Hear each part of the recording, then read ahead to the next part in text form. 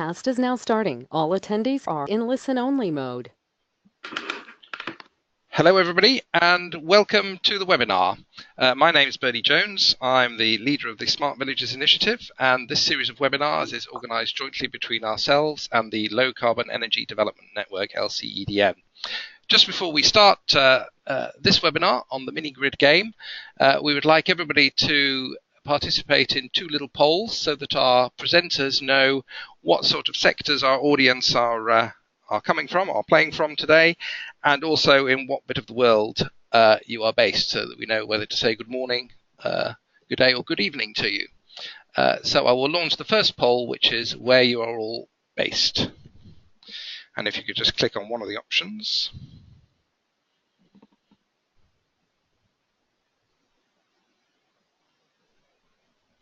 I'll give this another couple of seconds. So 60% of our participants are from Europe, 10% from the Americas and the Caribbean, 10% from Africa, and the rest 20% from Asia. Thank you very much for that. And now the second poll. What is everybody's professional background? So what sector would you characterize yourself as working in?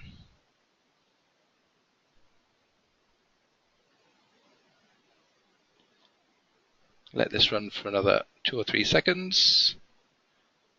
Thank you very much. So we have roughly 40% from academia, 30% entrepreneurs and from the private sector, 10% policymakers, and 20% from the NGO sector. Splendid. Thank you all very much for that. Just to explain, we will start today's session with a welcome from my colleague Britta Turner from the LCEDN. Then we will have a presentation about the Minigrid game, which will also give some case studies, and then, as we said, there will be the opportunity to play through the game twice for different parts of the audience, so that we can manage it easily. As we said to you all in the emails that were sent out over the last couple of hours, it's quite all right if you don't want to play the game, or if you don't think you might be able to join us for the whole webinar, because it is quite important, if you are playing the game, that you are able to stay for the whole session of playing it, and that you have a decent bandwidth connection available to be able to play it. So if you're not able to play the game, if I could ask you to raise your hands.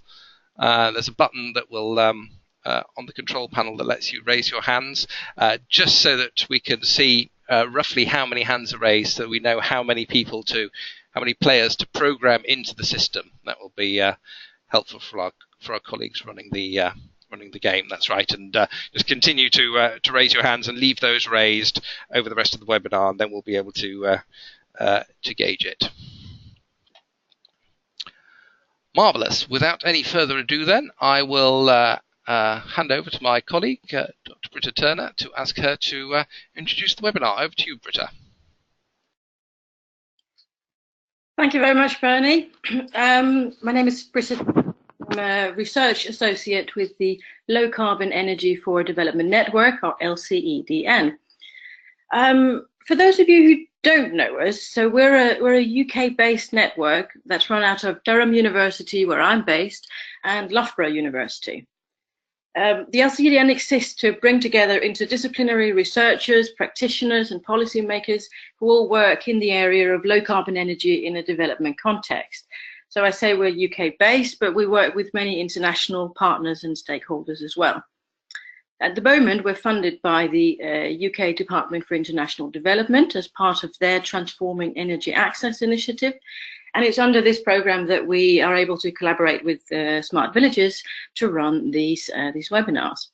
So I'm really excited about this particular webinar and about the Minigrid game, because and I'm really happy that so many people have joined, so thank you for that. But in March this year, the LCEDN was involved in organising the International Conference on Developments in Renewable Energy Technology, which was held in Kathmandu. And this is where I first heard about the Minigrid game. and where I had a brief chance to have a go at playing it.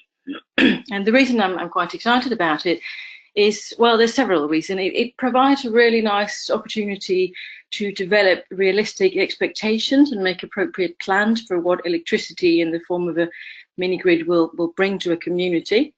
A mini-grid is as much a social system as it is a technical system, and I think this game really gets that. So for that reason, I'm very excited about it. But it does something else too, which I think is perhaps really exciting today, and it is that it provides an opportunity for other stakeholders, like researchers, engineers, practitioners, those of us who are here today, who might know a lot about technology, electricity and finance, but we might not know an awful lot about what it's like to be living in a remote village with very limited access to energy. And I think that kind of experience is really useful for people like us to have. So from my experience of playing the game in Kathmandu, there's two things that I want to share with you that stand out. One is the experience of negotiating with my household partner about whether I could have a kettle or not, which was quite interesting. And the other thing was the problem of that guy in the village who bought a huge big fridge and ran it all the time so the system crashed. So those kinds of politics are really fun when you're playing a game, but of course they have the potential to create problems in real life, so they're really important to deal with. So to just repeat my main message here again, I think for me it's important to think through this as a mini-grid being as much a social system as a technical system, and this sort of game really being able to help with that. I'm really happy to then introduce Scott Kennedy, who's the Executive Director of Energy Action Partners, and Ayub Abdullah, who's the Regional Director for the Southeast Asia region. And they will tell you much more about the game, and I hope that you'll have fun playing it when we get to that part. So without any further ado, I'd like to hand over to Ayub Abdullah to continue telling us about the game. Thank you.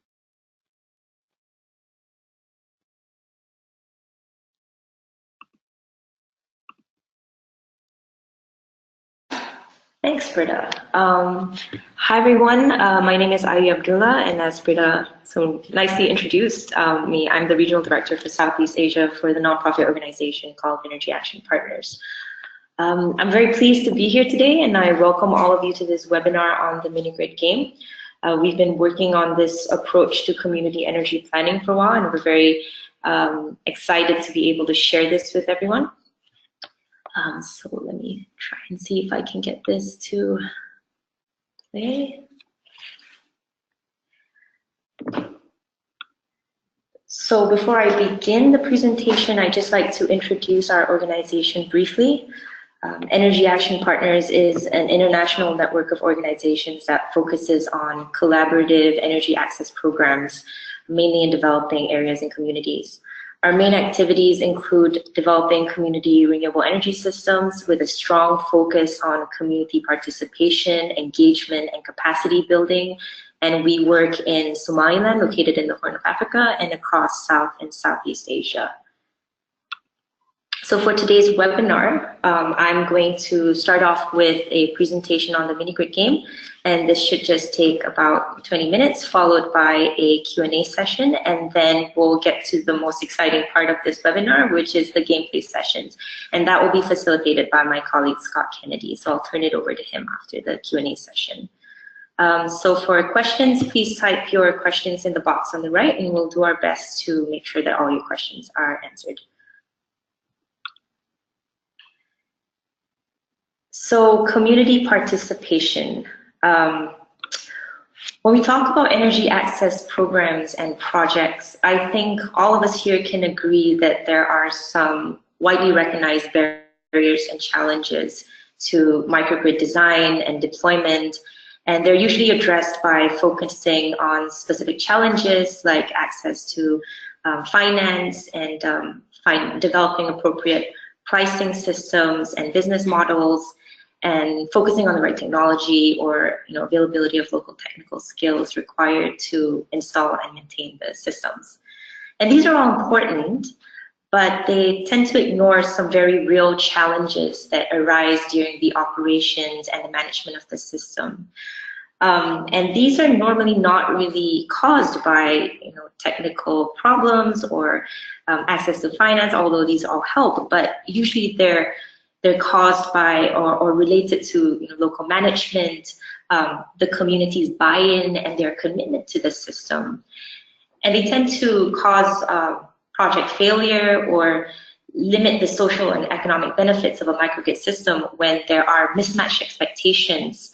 And this leads to other challenges that we normally see with microgrid systems, like poor cost recovery, poor system policies, or at the community level. I'm sorry, I was just informed that my presentation is not showing.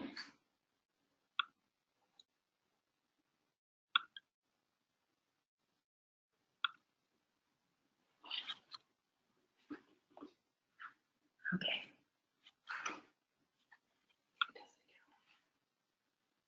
Okay, I hope everyone can see my presentation now. Yeah. Yeah, okay, great, thanks. So it becomes very important to understand that these systems are being designed for people. And it becomes very important, and Britta has touched on this, that we have to understand how people engage with the system, how people engage with each other and make decisions, and understand their ultimate objectives with the system and how it fits in with these objectives.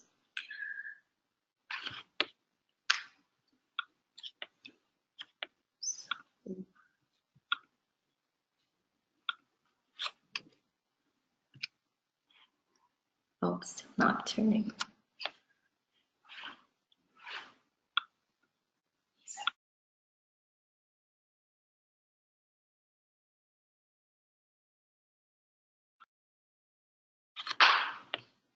But what does community participation really mean, and how do you actually engage with communities so that you hit sufficient or meaningful levels of participation?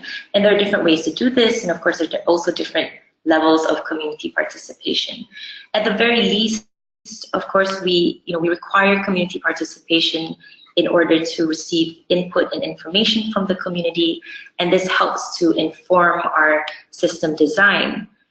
And the next level up from this would be a two-way process where the community is also being informed and educated at the same time about how the system works, which helps them understand better, and it motivates them to ensure that there are more long-term operations of the system.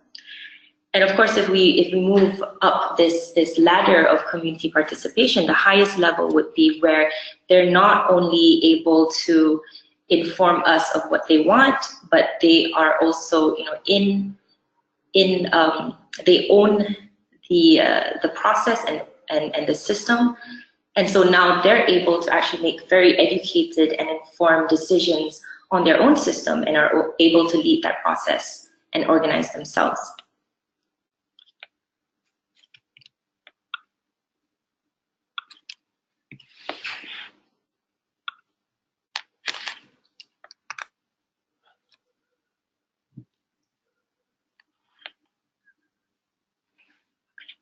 So I think there's a little bit of lag with my slides switching here. So then the question becomes, how do you actually do this? And there are the more conventional methods of surveys and interviews and questionnaires, which are still quite focused on receiving and extracting information from the communities. So we have actually chosen to go a more innovative route, where we use a game to engage communities.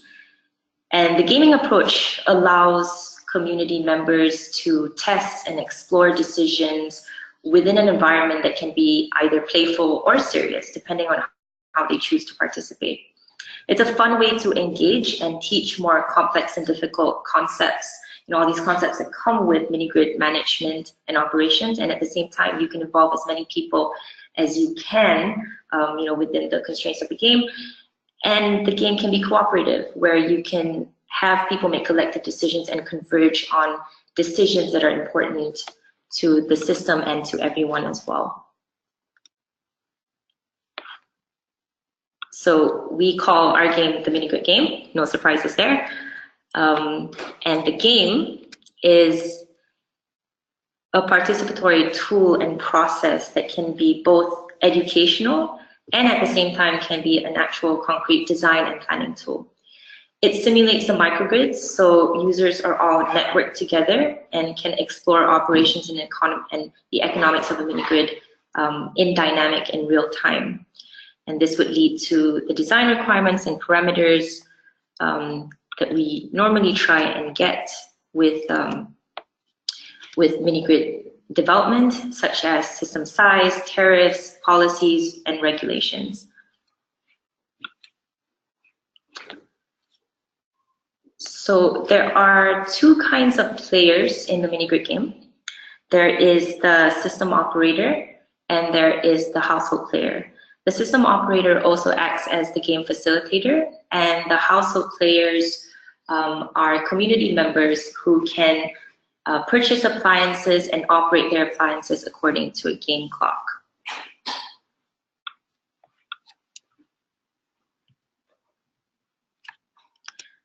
So the game really falls within a broader planning process, where if you develop community-based systems, you require, there's a long process of engagement that's involved, and our game falls within a process where it's very participatory, and you can actually enable community members to be involved in the whole, within the entire, all the different stages of minigrid development. The three main outcomes that we try and hit with our process is an increased understanding of the way minigrids operate, transparency of the system's limitations, and productive end use as well. So trying to figure out how the community can actually catalyze new ways of increasing their livelihoods.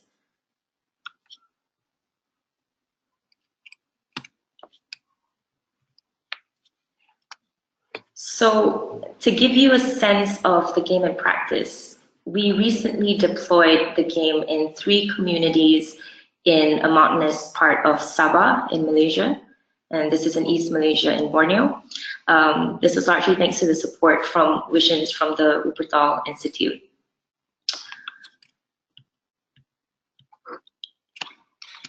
The 3 communities share similar contexts. All 3 have a very strong sense of community identity with existing institutions where they already share common resources such as water and labor. One of the communities didn't have, or still does not have, a microgrid system, and the other 2 communities have existing micro-hydro systems. So you can use the game for both use cases. So they're both very useful for a community that is planning on designing and implementing their own minigrid system, as well as communities that already have existing system but are looking to improve on their management and operations of the system.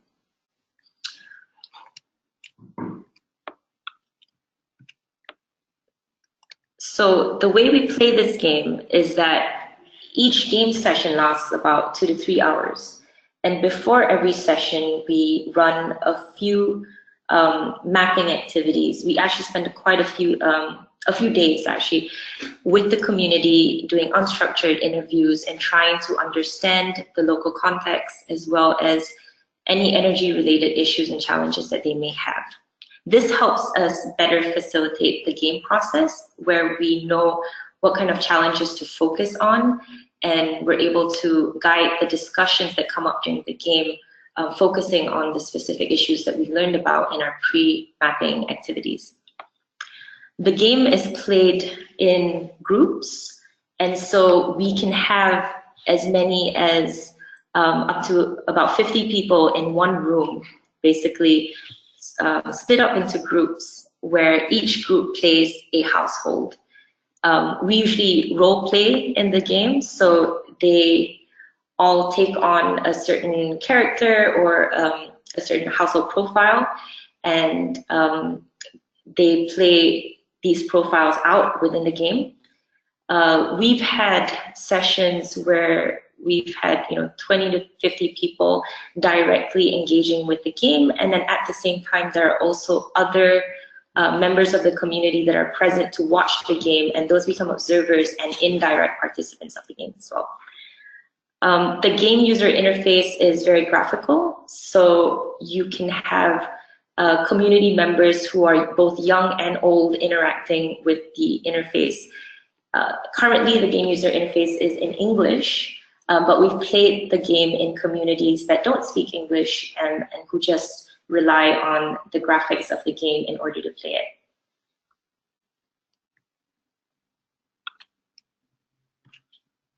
So here are some pictures of the game being played, just to give you a sense of how the game is laid out in an actual room.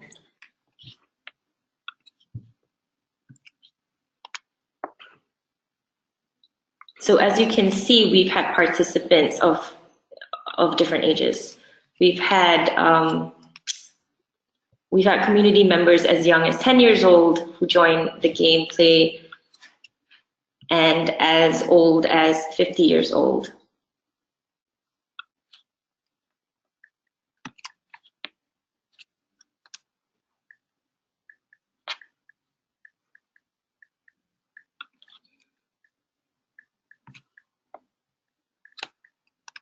So we usually enter communities bringing small netbooks, but these games can be played on any browser really. And we set up a local Wi-Fi network, have all the netbooks connected, and all the different groups connect to that Wi-Fi network and are connected to each other.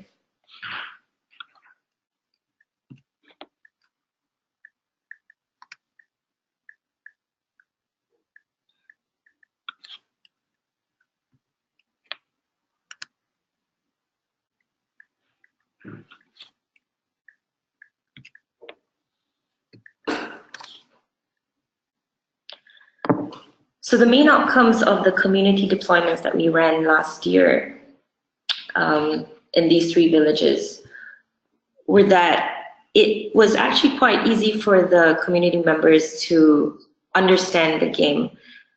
We found that as for communities that are more familiar with smartphones, that have a higher penetration of smartphones, they instinctively actually took to the game very quickly because they were used to playing with a screen. For communities that had less smartphone penetration, it took them a little bit longer to get used to the user interface, but otherwise, once they got familiar with how the user interface worked and what they were supposed to do, it was very easy for them to interact with the game. Some specific outcomes from the deployments that we held in these 3 villages were that they recognized that they needed a better, they needed better demand side management to manage their systems during the dry season for the 2 villages that had microhydro systems. They also better understood the economics of the system, how important it was for them to actually recover the costs of the system or recover sufficient funds in order to continue long-term operations and repair and maintenance of the system. And so before this, they had been paying into a community fund, but there were definitely some cases where there were a lot of missed payments. But when we played the game and they realized that actually it was quite important for them to keep to the payments so that they could continue to pay for their system operations, and that became a very strong outcome of the game.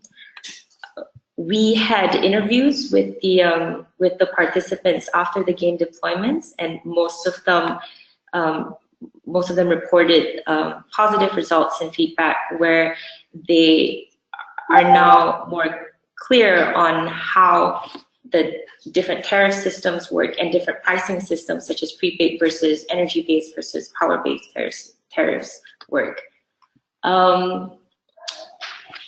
So we are going to continue working with 2 of these communities based on the outcomes of the initial deployments, where we're going to have more mini-grid game sessions, but this time specifically focused on the issues that they had identified in the initial deployments. And so we are looking to continue, so we are going to continue working with these communities where we focus the game sessions on cost recovery, on demand side management, as well as on productive end use, where we're going to explore different options for village-based enterprises.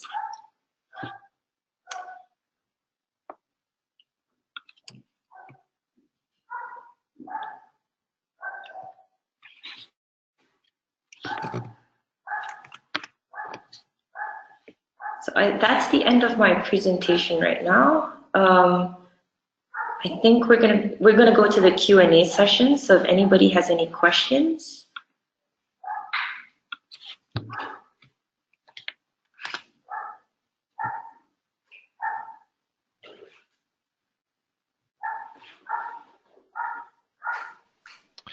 Thanks for that, Ayu. I think Britta will be joining me as well. So we have a couple of questions that come in. One is about the people's general interest in microgrids and why people prefer home systems or mini-grids and microgrids as solutions for their communities. If you'd like to answer that one. Okay. Well, home systems versus microgrids, at least for these communities, they've been exposed to microhydro systems, so microgrid systems. There's one community, Kampung Turian, that actually their system has been non-functioning for the last few years. So because of that, some of the community members, took it upon themselves and actually installed home systems in their individual houses. They are going to, they're currently in the process of fixing their system, and they're going to reconnect some of the households to the, the repaired microgrid system. Based on our interactions with them, the home systems can definitely support household use. It does require, though, that they have technical skills to fix their own systems when it goes down, versus, before, when they were running their microhydro system, they had the energy committee that would take care of that, right? So it wasn't like everybody needed to have technical skills. I think the communities that we work in recognize that in order to have, village-based enterprises, a microgrid is more appropriate for providing that level of capacity to support, new enterprises and higher loads. And so that would be the reason why communities that we've seen would opt for microgrids versus solar home systems or individual home systems. Great, thanks for that. Another question that's come in here. How does the game interact with other tools that are available for planning mini-grids, in particular things like Homer, which are more on the sort of technical side? Yeah. So right now it's a standalone tool, so it doesn't. So it's meant to be used within its own process of engaging the community and working with them. Outputs of the game, however, the load profiles that are being played in the game, those are outputs of the game that you can use to then input into a planning tool like Homer to run the more the financial side and the costing of a mini-grid system and the more technical design of it. So you can definitely use outputs and outcomes from the game that can feed into other planning tools. Sure, and you can have more confidence then in that data that's put in. Exactly. Yeah. Exactly. Okay, and a very good question that's come in here on more political issues. So it's from Gary Wolf. He says even small villages have political issues within the community, or even political parties from outside the community. Do you encounter any of those sort of tensions when you've been playing the game in any of the case studies that you've presented? And if so, how do you deal with that? Yeah, we see this all the time, and that's actually one of the best things about the game is that it's a two-way tool where we also learn about all these existing, tensions within the community. So you see these come up in the discussions that are going on while you're playing the game. So the way we play the game is, we run these simulations, and then in between the rounds, we have discussions that are trying to converge on certain decisions. And you'll see people, how they interact with each other and how they engage and maybe point things out. And we actually want to see these things. We want to know what are the things that we need to look out for within the community, right? But I will say that the community is still leading the process. So while we facilitate these sessions in order for the community to be able to collectively make decisions, we don't decide for them. It's the energy committee that is decided by the community, right? The communities usually have an energy committee, or if there's none, this game can actually help them decide on who should be on that committee. So it's that committee that still has to be the ones to enforce whatever policies or protocols that come out of this game process. So we see the tensions. We work closely with the committee or the specific person in charge to try and mitigate any potential issues and challenges that may arise from those political tensions and situations. And we try and work within their existing institutions and structures whenever possible. So if there already is something in place, that can be used for conflict resolution, we try and use that as well for the energy system that they implement. Great, thank you for that, Ayu. There are a few other questions, but maybe we can get to those in a later Q&A session, because I'm sure that everybody is now very keen that we move on to the actual playing of the game.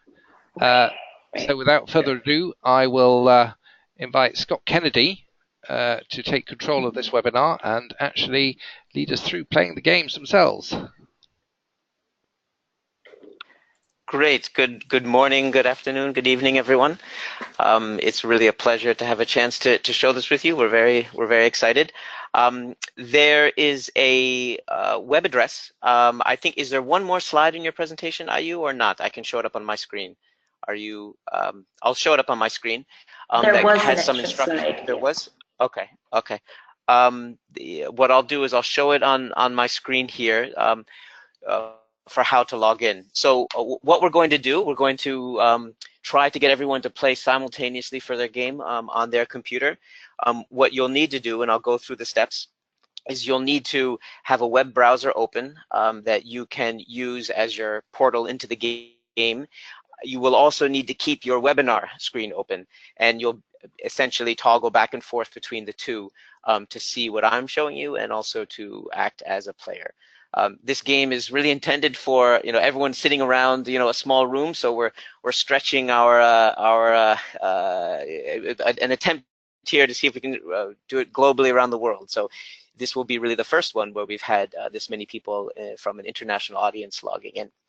So what you will do is, if you can see, everyone should be able to see my screen. My team over there, if you can't see my screen, let me know on the side. There's a number up here. I would like everyone to open a web browser and type in this number, which is 54.153.7.28. Okay, so if you type that number in and go to that web browser, you should see a similar screen as I do that has a start button there. I'd also advise you to keep that number either written down or somewhere else on your computer, so that if for any reason you are taken off, it's there in the chat window, you can log back on. I also would request that do not close this browser during the game. We're all playing, it's synchronized, and so if you close and log out, we all have to wait for you to log back in. So please keep that there. Now I'm going to keep that, but I will also open a new one, and as Ayu mentioned, this game is played. There's an operator that runs the runs the game and has all the players acting as households. So I'll show you a little bit behind the scenes. There's a lot of settings that you can customize for each gameplay that you run through. And this shows a list of appliances, the prices, you can adjust for local currency, the ratings. I'm going to skip through this relatively quickly so we can get into the game. You can name the community. So all of this is done in advance, where you will know the number of players. You can choose the type of technology. You can, if you have a small group of 5, but it's a 500 household village, you can multiply, kind of scale up so you see what a realistic outcome would be. We'll set the size of the system. I won't go through too much of this right now in terms of a description, but to give you the idea of that there's a number of settings you can put in. I'm showing you this screen. One thing that's key about this process is setting the tariff. And so we'll be able to adjust this as we go along. And one of the early lessons for those that play it is that those familiar with the concept of a levelized cost of energy, for this system, we've put in settings and costs in the back end beforehand. You will always need to have a tariff higher than the LCOE, right? So those that have price systems realize that not all energy is consumed or paid for, so your price always needs to be higher. So this actually becomes very clear to the players of the game. A few other things, you can kind of derate the system based on efficiency losses, which typically would definitely be less than 100%. So I will create this community. Again, this is all what the operator does to give you a sense. You can change different types of tariffs, prepaid. This will do an energy-based. And then I will now create 40 households. Okay. Now, if you all go back to this screen, and then you click Start on your own web browser, you will see the households here. If for some reason it's crowded on your screen, if it hasn't adjusted because we have a large number, you can zoom out. It will shrink some of the text from using your browser. For me, I hit Control and scroll. Now what you'll need to do is just pick a household and then click Join button. And as the players do that, as you all do that, the houses will begin to disappear and be taken up. There we go. Okay, so just click a household and then click Join. Okay, I better pick one because I'm going to show you what it looks like. So before they all go. Okay. Now we do have we set it at 40. For those of you that aren't able, if they're all used up, you can look on, and then those that would like to continue afterwards, we can have another quick session as well. We'll jump right into the gameplay a little faster the next time. Okay, so you should all, let's see, I can monitor how many are left. So there's still some left. We still have some households open. So I'll wait a little bit more for people to click and join. Okay, there they go. So as those of you that are already joined, I'll introduce you to this screen. So this screen here is essentially the household play screen. This is your rooms in your house. Up here, we'll get there in a minute, where you purchase your appliances, the shopping cart. We have a clock up here which tells us kind of the simulation time where we'll all be playing. We'll have a load profile. These will be active once we start consuming. And then down here in the lower right is some of the statistics of your house. So the important things are, you have a cash box. So this is basically the money you have that you can spend on appliance purchases and energy use. There's a community fund. This is where your payments as a consumer go into for the electricity, and this pays the cost of the system. There will be cumulative energy use and cost, your current power, your peak power over the period that you've been playing, your income. So in addition to what's in your balance of your cash box, each month you'll get some new income, and this is really income you can think of for purposes of energy use, and any outstanding bill that you have for the system. So what I'd like everyone to do now is to go to this shopping cart, click on it, and you can scroll through, and you have your balance up here of I have $620. So go and choose your appliances. So if you choose your appliances, if you click on one, say if I click on an LED light, I can purchase that. I can buy another one. You can buy, but keep some money left over because you'll have to pay your electricity bill. I may do a phone charger, and let's say a fridge. When you've purchased what you'd like, if you click back over here on this screen, you can distribute them to different rooms if you like. This is more just for kind of fun of organizing. It doesn't really affect the energy use. You can also toggle them on or off by clicking on them. So when you click on an appliance, it will turn on or it will turn off. And you can even see down in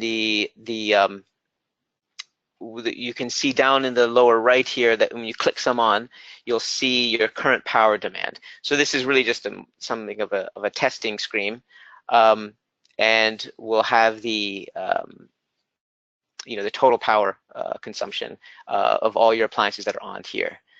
Later we'll actually play according to the clock. Okay, so I'd like everyone to experiment with that. Purchase the appliances that you'd like to have for your household, and try turning them on or off. You can also see that later, if you'd like to sell an appliance, you can switch over to sell mode. You could click on an appliance. There'll always be a little bit of a penalty or a discount that you sell at. You won't need to sell them now, but later on, as the game goes on, sometimes there are scenarios where you might want to sell them back. Okay, I'm going to check if we have any. We have, okay, 12 households left. So we'll need everyone logged in. So if those households aren't taken, some other people on our team will pick them up. Can I just break in? Some users have said that when they have clicked on that play game button, they then get to a screen which just says create household at the top and has a join button at the bottom, but they don't actually see the individual houses. I see. They don't see the houses. Ask them to just refresh the browser. Okay. So if anybody's not seeing the houses, then just refresh your browser. Yeah. Yeah. If there could be a chance that if someone has a very poor, low bandwidth connection, they may not be able to. But yeah, if I refresh the browser, I see there are 13 households unoccupied. Okay. So we will once everyone has entered their household, purchased their appliances, and kind of tested them out, then you will click the I'm ready button, which is up here on the right, the upper right corner, and I will begin to see this number rise. And once we've hit 40, all the users will be ready. So one thing I should mention is, as the others are getting all set up, even this process is actually an important part of the game. About one, kind of understanding about what type of appliances, their costs. As you could tell when you look through the shopping cart, we have high efficiency, low efficiency, with their corresponding higher or lower upfront cost. We will normally have, in terms of the economics, there are a couple ways you could play the game, and it depends on what you'd like to do. You could play it as everyone actually trying to emulate their real economic situation and scenario, and so they would be, if they're willing to play that way, they would explain their income situation and try to represent themselves very accurately. Or you could create profiles where people just play a given profile that makes sense and is realistic for that community. Sometimes that's actually a little more fun. People, you can be given a profile. Similarly, when you play these type of sort of role-playing games, you don't know ahead of time, and you have to play out that actual profile. So the setting up of the game and kind of defining what the incomes are, defining what the appliances are, and kind of understanding those is a key part as well. Okay, we've got 24, 25 ready. So this, we will have to wait for, that number is slowly creeping up. Let's see if I have any other. Okay, so I think my team is going to pick up the other profiles so we can get those playing. One thing that's up here is the, you see these 5 hearts. So these hearts, one thing that about the game is that, you know, different households have different income profiles and may be consuming more or less and have more or less money. We've chosen that to really represent actually equity in the community. So if there's a high divergence, you know, large spread of incomes, essentially the wealth in the cash box, then that 5 heart starts going down. So it's somewhat of a happy indicator, you know, if there's a lot of disparity in the community, that goes down. That doesn't affect whether the game, you know, continues or you win or lose, but it's one other indicator to get a sense that some people are close to going broke, and some are doing very well. The goal of the game is, when we get the rounds going, we will the goal is actually not to run out of money. So you'll see we'll have to set some of the parameters for the microgrid, for the mini grid to a feasible level, a feasible number, so that the revenue received by the community fund is sufficient to keep it operating. If the community fund goes below 0, then the game is over. So it's a collaborative game where everyone has to cooperate and figure out what those settings should be in order to get sufficient revenue to keep the grid operating into the future. Okay, I see 32, we're getting close. I see all of the, okay. If people do drop out, it actually is challenging for us because we will need to refill your place. To keep all users going. So please keep the browser open and click on I'm ready. If you do have to drop out, that we do understand. One of our team will pick up your household, but we'll try. If you can, please try to keep your browser open and purchase your appliances. Click I'm ready, and then we'll be about ready to go. Okay, we are getting closer. Oh, two dropped out.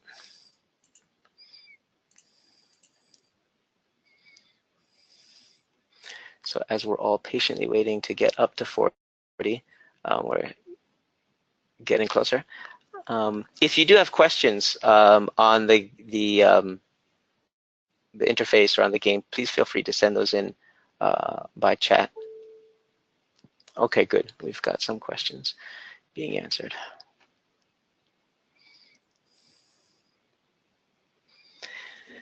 We'll normally set this up. We bring in a pile of notebooks and a router, a wireless router. So you actually don't need internet when you deploy this in the field. You just set up a local network, but you do need power. So as long as you have electricity and some devices, you can set this up.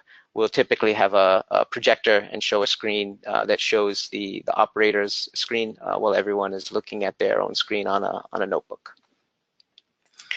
Well, we're very close. One dropped out. As soon as, okay.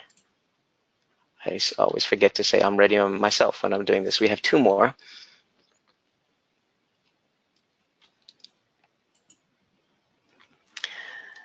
Okay. On the operator screen, you can see here, this is more complicated than what the users see. This is where I can keep track of more of the outputs of the game. I can, as an operator, I can make cash transfers between households. This sometimes actually gets into be a lot of fun when one household will take a loan from another.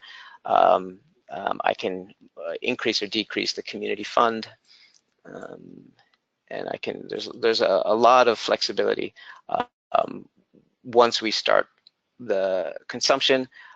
we'll see the load profile, and then we'll also see the amount of cache available.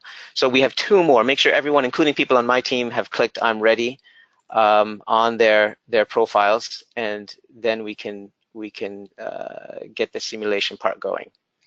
We have 1 more. I think we'll have to all applaud when we get that last one there. It is so close. Oh, we dropped down.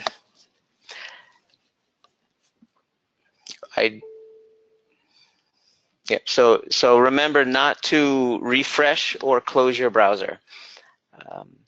If you are having, I should say, if you are having a low bandwidth or a problematic connection to the internet, I'll have to ask you, Robbie, just to close out.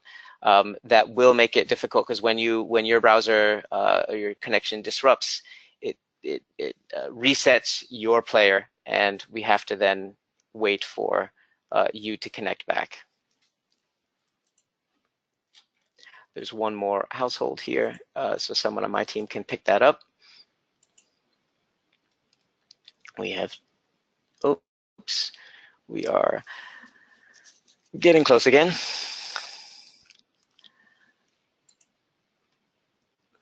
39, 38.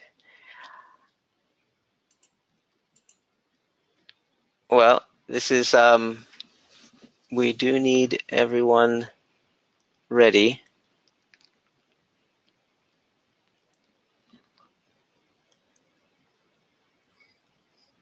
Okay, so make sure everyone who has joined clicks I'm ready. That's everyone on my team, any observers.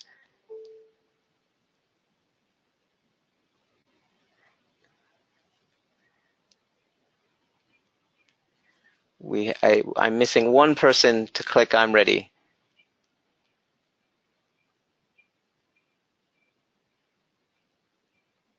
If you haven't clicked I'm ready, we are all waiting for you to do so.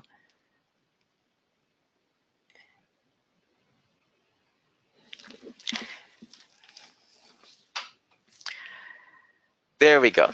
Thank you, everyone. Okay, so what we will do now, we have I'm ready. So what I will do is I will start the simulation. As the simulation starts, you will now turn your appliances on or off. And I would encourage you, as you do this the first time, just experiment.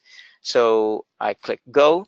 Now, if you turn your appliances on or off, you will see your individual load profile in your screen change. Myself, as an operator, I can see the total load. I see we have an upper limit here of 16 kilowatts through our microhydro turbine. We're under that, so we're doing well. If we were to exceed that limit, then the system would overload, and we would then have to, we would pause, and then people would then therefore have to reduce their load. It looks like we're getting close. Feel free to push the limits.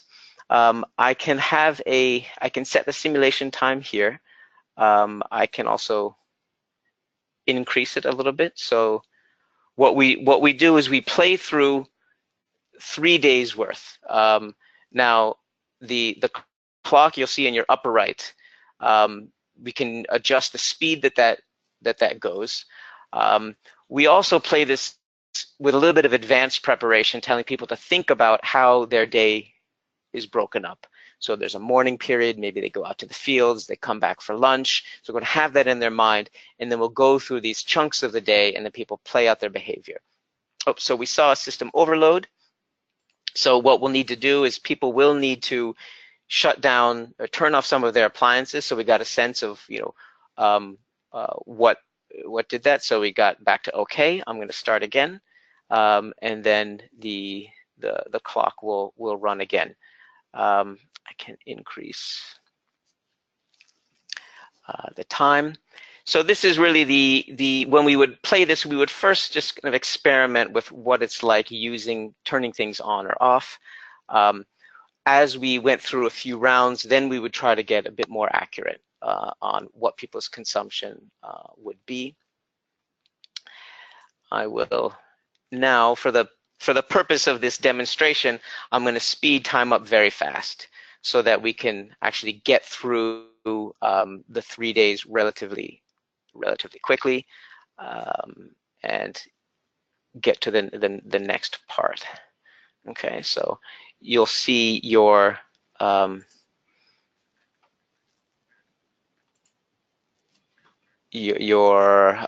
profile going. This is where the bandwidth from everyone is important to be. Oh, people turned off. Let's see. Okay. So what we'll do at the end of the round, so we're just getting near the end of the 3 days. We have a system shutdown. We exceeded this shutdown, so people will need to turn off their devices, right? And then we'll turn them back on. Okay. So of those of you who have have exceeded your capacity, turn off some of your devices. You can imagine this is a very interactive process when you're all in the same room. It's a little bit different when you're all logging in remotely. Okay. So we'll need everyone to turn off their appliances to get the system back up and running.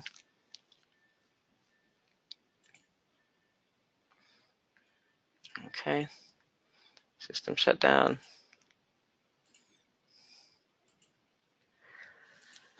Okay. So we're running again. So we can play a little conservative for the last part of this simulation. So we'll go through 3 days. Now the idea of the 3 days is that you can identify, you can call them as a weekday, as a weekend, and then you can extrapolate to what a month may look like, and use that to project what the total demand is. Okay.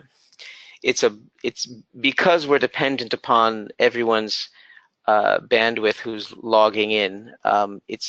There's quite a bit more lag than if we played this all in a local network.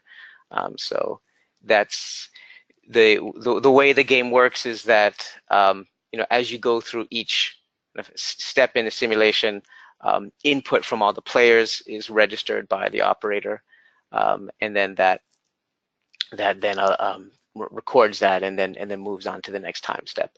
So when we all play on a local network on a router, it's quite smooth in terms of this type of over internet has a bit more lag.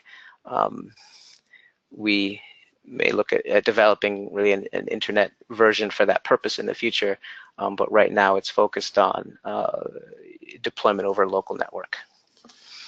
Okay, we're in the second day of the PM.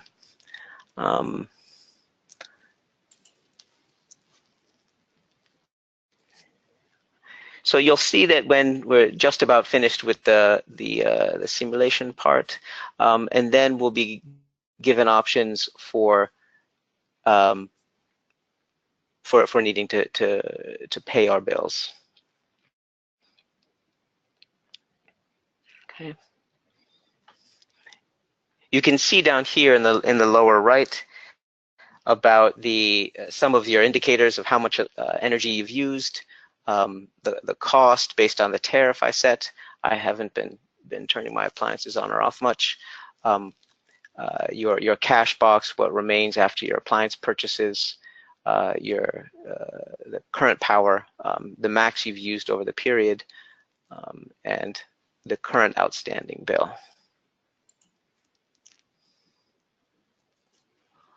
Okay.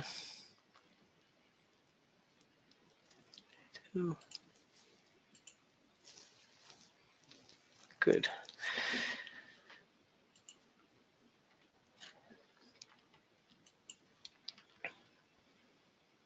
Okay, so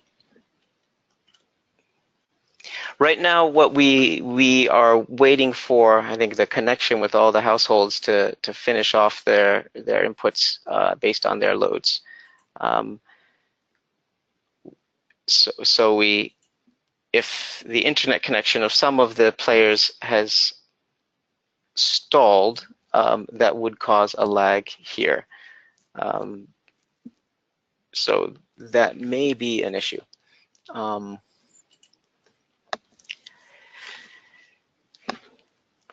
Okay.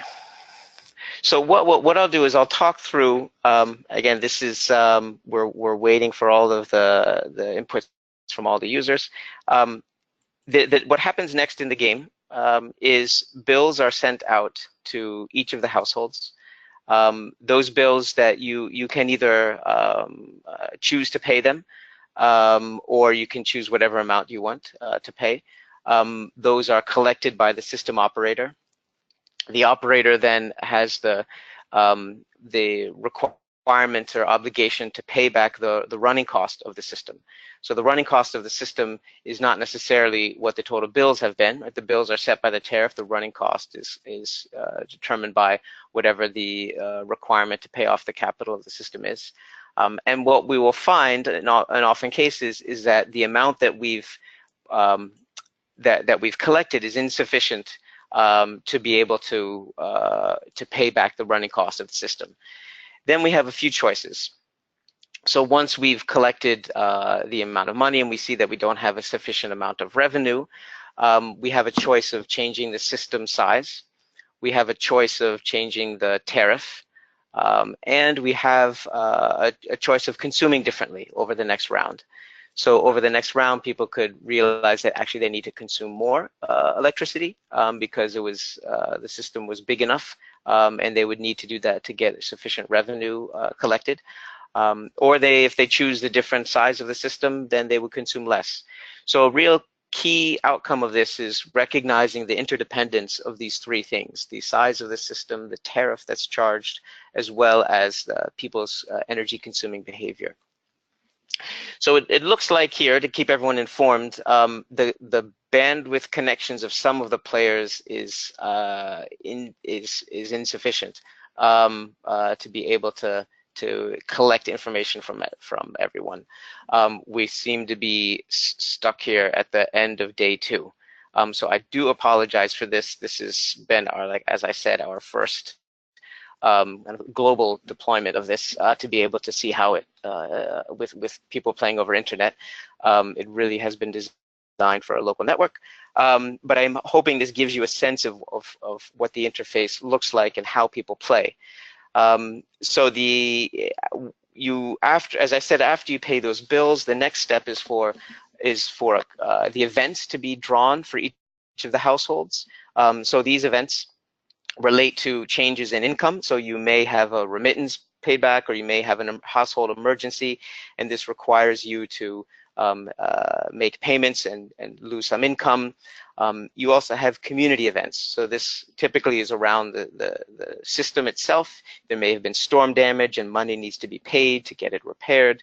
And once you have that, you need to respond to that event. So maybe make system repairs or purchase new appliances or sell appliances. And then the next round will begin. So the purpose of these events is really to just add a little bit of fun to the game, and also these shocks to the system that we will actually see in real life and often have a hard time overcoming. So maintenance, repairs, changes in household income. If the system is robust, you should be able to play through these. The system shouldn't go broke and not be able to afford it.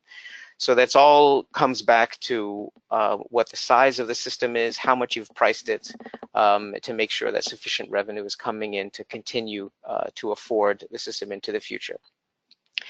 The way we play then is we play about 3 to 4 rounds, and then once we've completed those successfully and we see that we've overcome some of the obstacles and we have a healthy amount in the community fund, then essentially the game is won.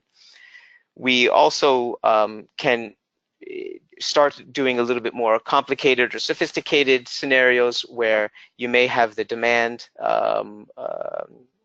controlled at individual households, or you may switch people off or do things around demand side management that can be a consequence of a dry season for a microhydro or low sun for solar.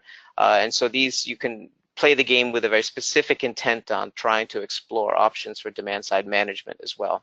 But the first way we play is typically around those sizing, pricing, and end use behavior, load profile, to understand those interdependencies. And that is essentially how the game is played. Again, I do apologize that with the internet connections of all the users, we weren't able to get through the simulation to do the next stage of paying the bills and the events.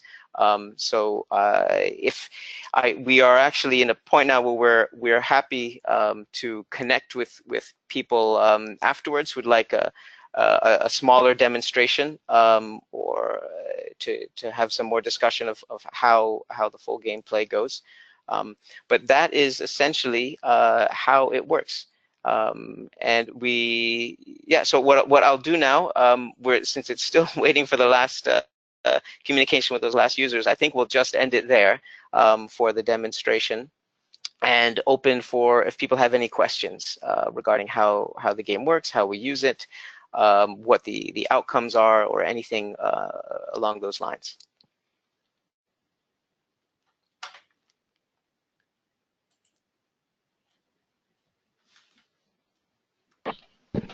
Thanks very much for that, Scott. And there've been lots of comments coming in on the questions panel, as you'll have seen. And I guess the first point is just to re-emphasise what you've said there, that usually when you're using this in a practical setting to actually determine the needs of a community and how they would practically use a mini grid, everybody's in the same room, so it's much easier to make sure that everybody's clicked on the appropriate buttons on their systems than it is doing this worldwide over the internet.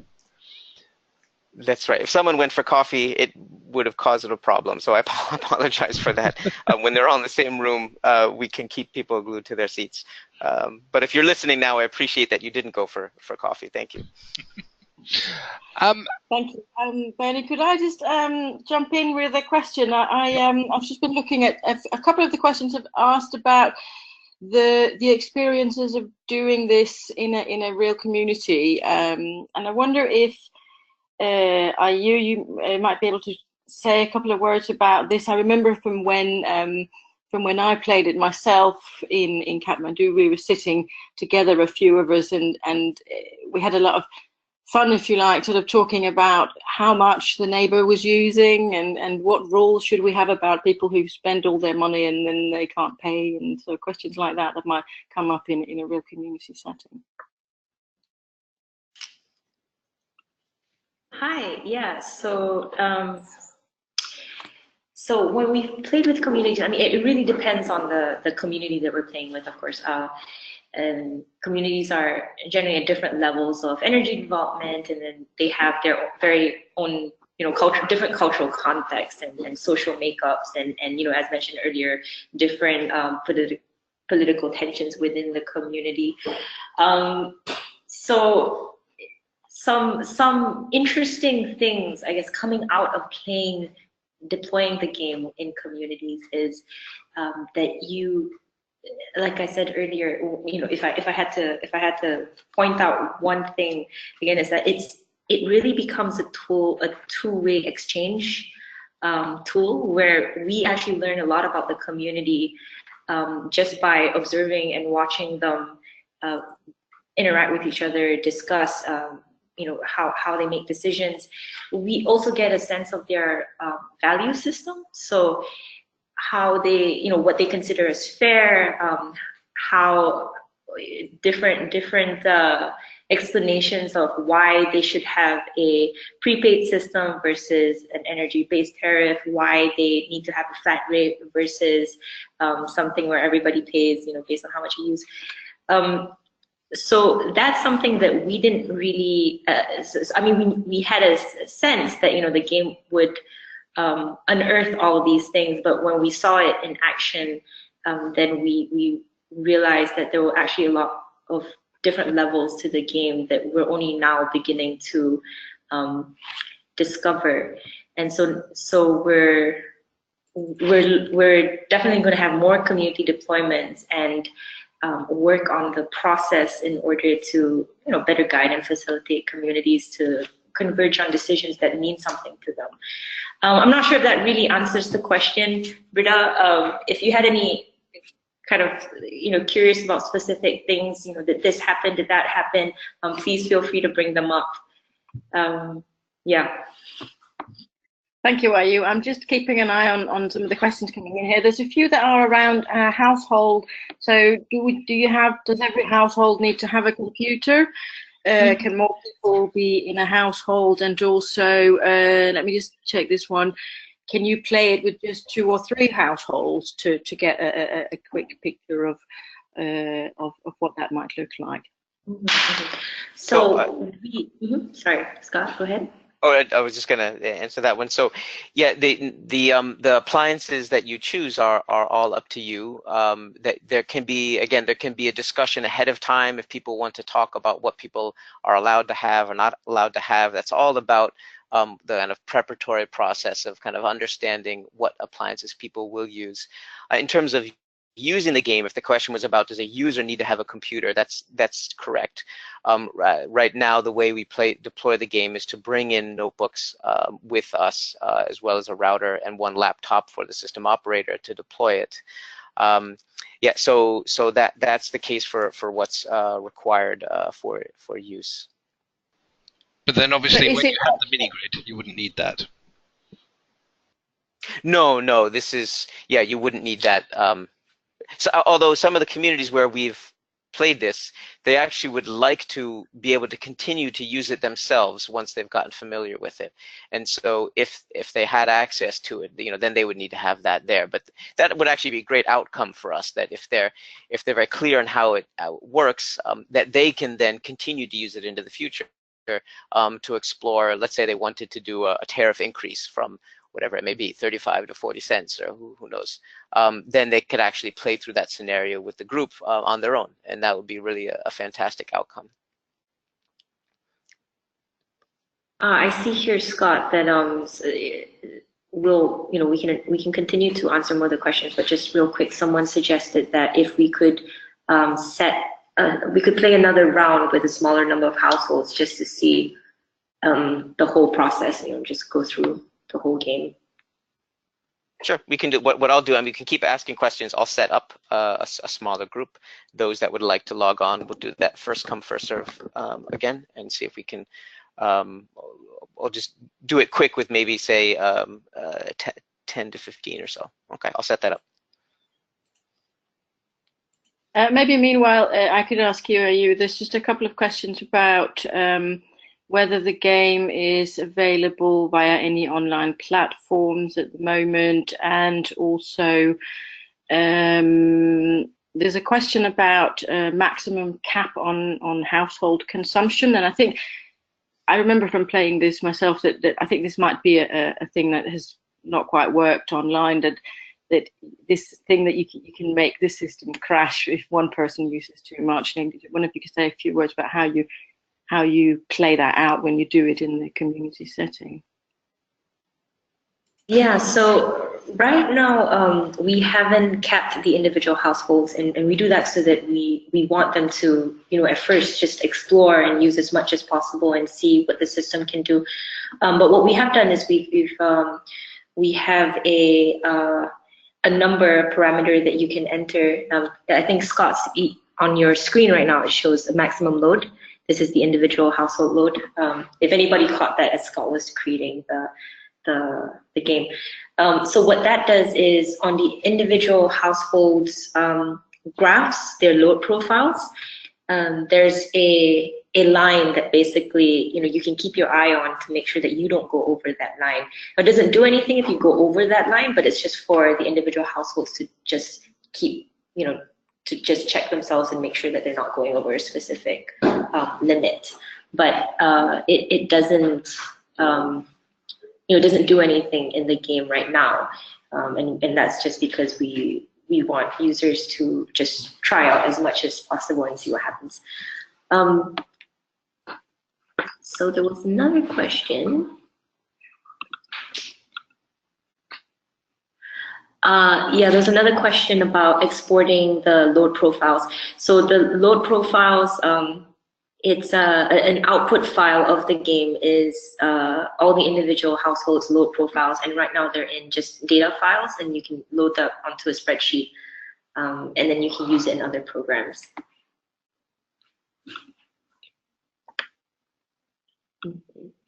So I'm just going through the questions. I think one very interesting question was from someone who said, would you be willing to, under various conditions, make this program available to, say, educational institutions for them to run on a sort of capacity building basis so they could learn about mini-grids and the challenges of operating those? Yeah, so we think that that's an extremely useful use case of the game, right? So there's using the game with communities and practitioners and developers, and then there's using the game as an educational tool in institutions and universities. And I think Scott actually has been invited by a few educational institutions in the US to do just that, to facilitate gameplay sessions in university settings, and we are definitely interested in exploring how the game can be used for that purpose. And yeah, that's something that we're moving towards as well. Okay, so you can see some people were right there ready to join again. So we've started a new game with about 10.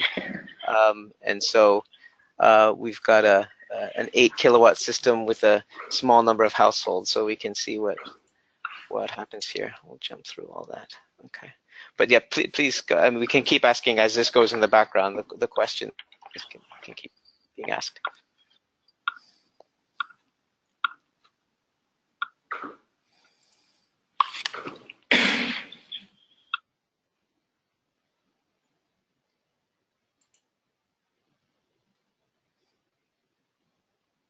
Were there any other questions there as this goes on?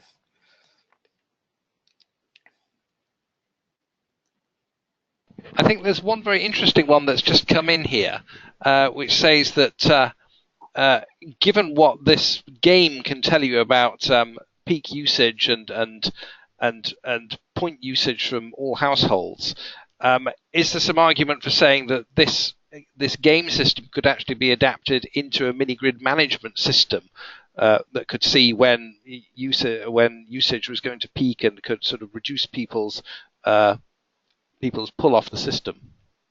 Mm-hmm. Yeah, so we haven't really considered it as something of a on the operational control side. We haven't tried to get it that kind of essentially the resolution of the load to really pull out lower than an hour time resolution. I think in some sense we could consider it like a management simulator, which really helps us to understand these management decisions around pricing, sizing, demand management, and other protocols. But as an operational tool for the microgrid, I think that would require a little bit of a different interface and a little more higher time resolution type of platform to serve that purpose.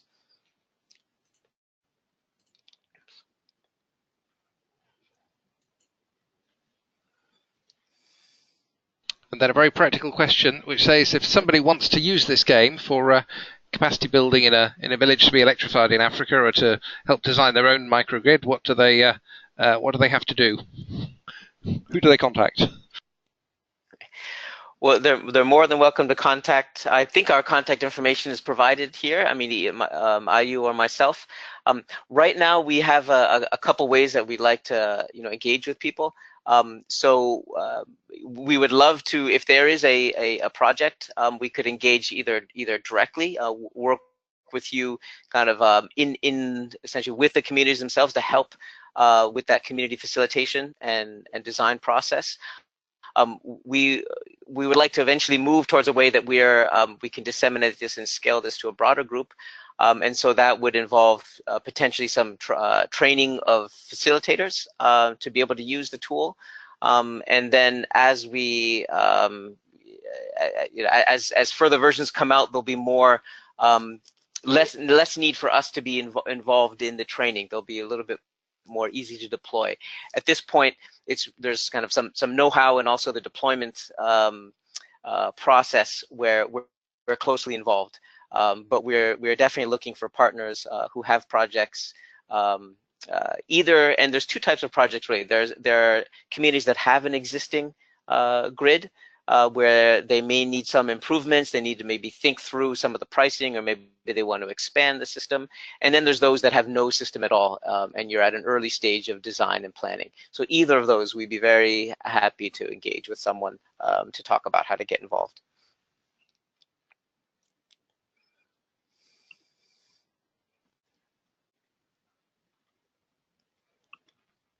Okay.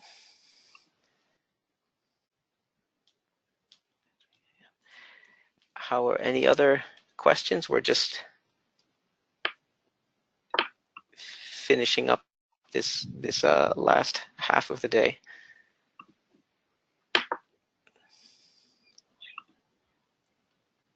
There's a question about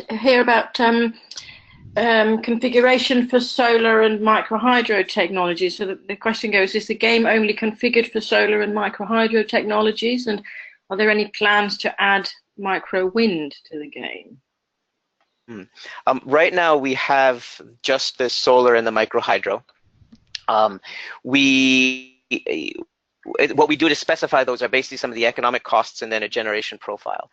And so it's not difficult for us to put in a new generation type. If we have the cost numbers and a generation profile, then we can do that. So that's feasible. One thing, this version right now does just do a single source, generation source. The next, although I would say with solar there is storage, so in some sense there's both power directly supplied by the solar as well as through the battery bank. We would like the next version to include diesel as a hybrid system, and so that the diesel would provide as a backup source, because that's such a common configuration for microgrids. So right now, for any individual alternative source, it's very easy to do. It's just a matter of putting it in the settings. And then the next step is to have hybrid systems with multiple generators. Okay, so you can see from my screen here that we have the 30-day simulation complete. So as an operator, I also click on that. So now the electric bill has been sent to all households. So if those who are not playing themselves, you can see in my screen. So my bill is $46.80. I can pay what I like to pay. I could steal the power. I could just put down zero. I could pay extra. I could pay whatever I want. And actually, that challenge of theft is one that we really think this is a really interesting platform to explore. And in some games, we will encourage people to steal, so they see the implications of that, and really they recognize that they're stealing from each other when they do that. So I've paid my bill. So all households have responded to the bill payment, and so we've collected $546.72. Now the total energy bill, you can see up here on my screen, was $986.70.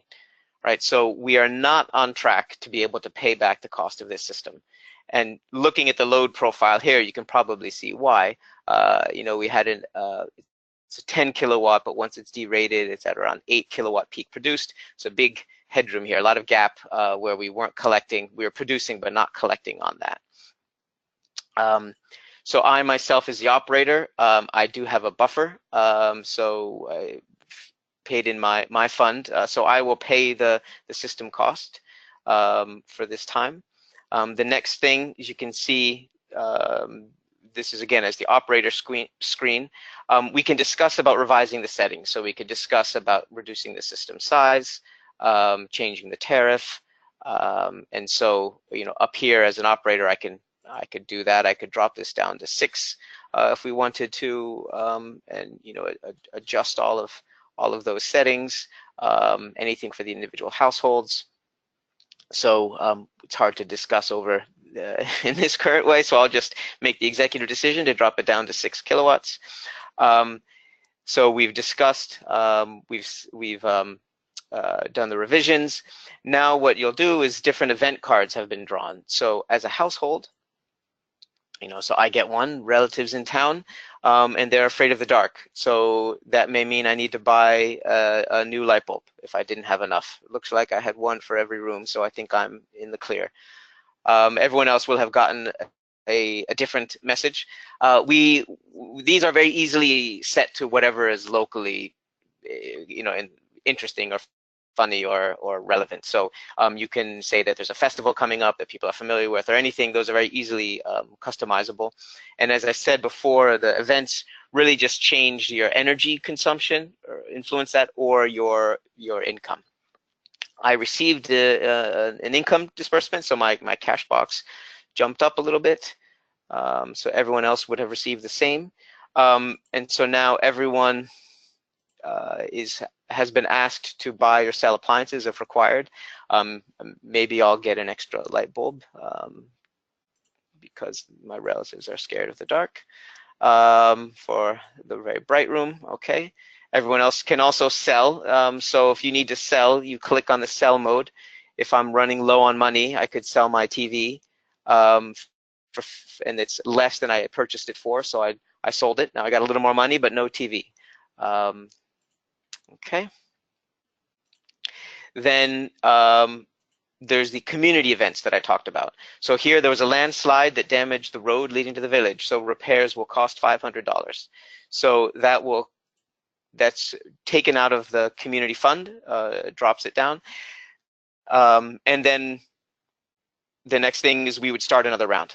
So that's, we can now resume the simulation.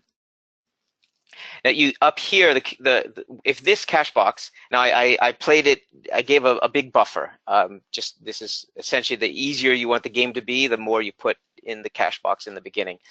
If this was very low, then those things like repairs needed to the road could bring us below zero, and the game would be over, and then you'd restart. So you can always prevent that by, as I said before, I can make individual cash transfers to the community fund or different households, and you can get in a lot of fun side discussions with the players, as I said before, about even stealing money from each other or borrowing or sending or all things like that to try to keep different households afloat. Okay, so that takes us through one round, and as I said, you would then play multiple rounds, get through those challenges, test out different scenarios of size and pricing, and then try to come to a system that is correctly, appropriately sized and priced to make it sustainable. Okay. So that's it for the demonstration there. Did that generate any more questions potentially? There's a couple of questions here, Scott, about how you're defining income. If the new income in the cash box is in some way from dividends from the microgrid, or is that just from people paying their bills, or what? Yeah. So the cash box is essentially their bank account balance, and then the income is just their household income. So right now it doesn't relate to the energy system in any way.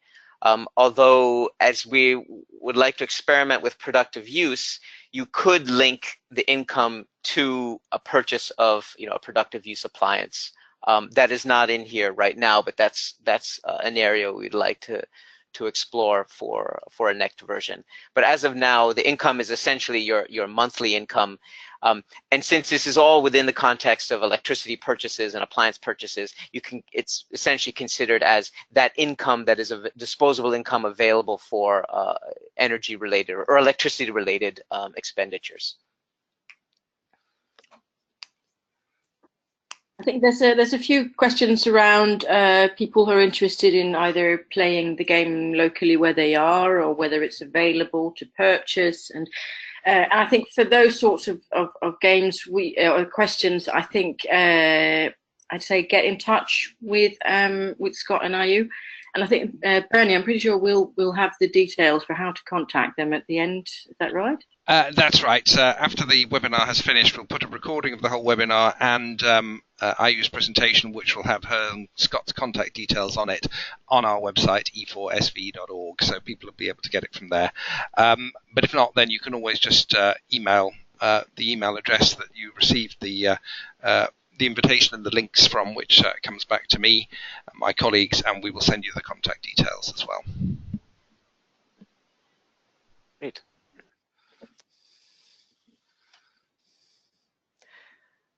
Okay, perfect. Are we, any other questions, or is this now run the course of the time block? I think we're getting close to our time, and I think all of the questions that we're getting in now are varieties of ones that we've had before. So I think that's probably a good point to leave it, and to have seen that it's actually a game with significant flexibility, and as you've been saying, you can adapt it to look at all sorts of other community energy usage scenarios, like the productive uses, which everybody is getting very interested in. So it has tremendous flexibility from that point of view. We can see not just utility in teaching people about their behavior and being able to actually specify a system for a particular community. So thank you very much for that. Yes, thank you. I'd also like to thank everyone who logged in. Appreciate your patience. This was the first time we've done a worldwide audience over the internet. I'm glad for the suggestion to run one quick one with a smaller number of users, so we could show you that. But thank you very much for, again, the patience of going through this simulation demonstration, and I hope it was useful to see how it works. And we're very excited to partner with anyone or follow up and try to disseminate this approach, and look forward to any questions and comments or suggestions. Excellent. So Scott and IU and Britta, thank you very much for all of your work and what you've shared with us all during this webinar. To all of our participants around the world, thank you very much for joining us, and thank you very much for participating in the game if you were able to do that. As we've said, we'll be able to see a recording of the webinar and the presentation on our website, e4sv.org, later on today or tomorrow morning, depending on where in the world you are based. So it just leaves me to wish you all the very best for the rest of the day, to thank our presenters again and our participants for joining us, and thanks for sharing this very interesting game with us, and we look forward to seeing you all on future Smart Villages and LCEDN webinars. So thank you all very much, and goodbye for now. Great. Thank you.